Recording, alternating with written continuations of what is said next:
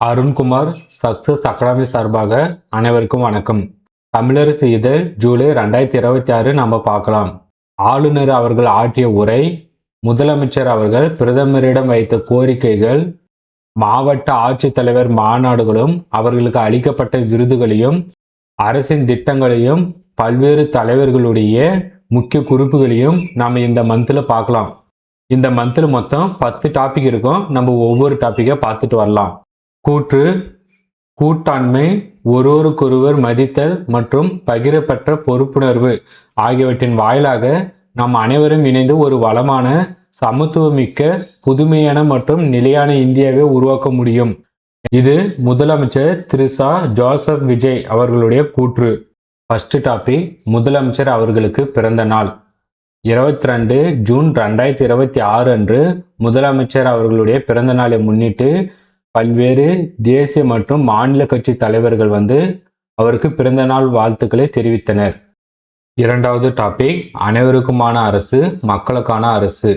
18 June 2026 அன்று 17வது சட்டமன்ற பேரவையின் முதல் கூட்டத்தொடரில் ஆளுநர் அவர்கள் திரு விஸ்வநாத் அர்லேக்கர் அவர்கள் ஆற்றிய உரை.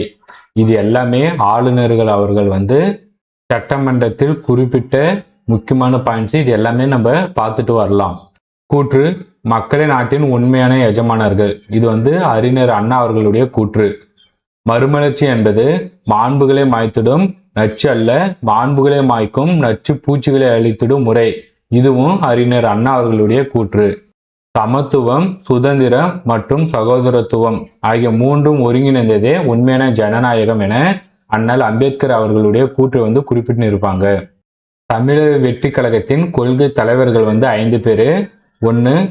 பகுத்தறிவு பகலவன் தந்தை பெரியார், பெருந்தலைவர் காமராஜர், சட்ட மேதை அண்ணல் அம்பேத்கர், வீர மங்கை ராணி வேலு நாச்சியார், மக்கள் சேவகர் அஞ்சலை அம்மாள்.